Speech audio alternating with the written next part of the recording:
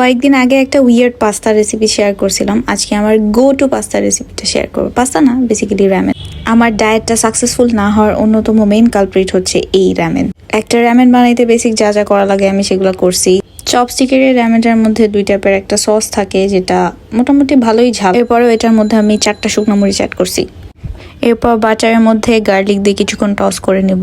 এই যে বাটারের আর গার্লিকের যে স্মেল এত সুন্দর।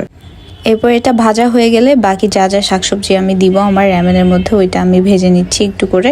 ভাজা হয়ে যাওয়ার পরে সাইড ডিশ হিসাবে যা যা নিব সেটাও হচ্ছে ভাজবো নাগেট আর 2টা ডিম। তা আমি ছোট ছোট করে কেটে নিছি কারণ দেখতে সুন্দর লাগে। আর নাগেট ভাজা হয়ে গেলে আমি ডিম ভাজি করবো। আর আমার ডিম ভাজির একটা সিক্রেট রেসিপি হচ্ছে আমি ডিম ভাজির মধ্যে সবসময় ম্যাগি মশলা ইউজ করি। এই যে আমার অসম্ভব স্পাইসি সস আর আমার সাইড ডিশ 2টাই রেডি। আমার নুডলসও সেদ্ধ হয়ে গেছে, এটার মধ্যে আমি ওই সসটা দিয়ে দিছি। দিয়ে দেওয়ার পরে আমার র্যামেন অলমোস্ট রেডি। এরপর টাইম ফর প্লেটিং।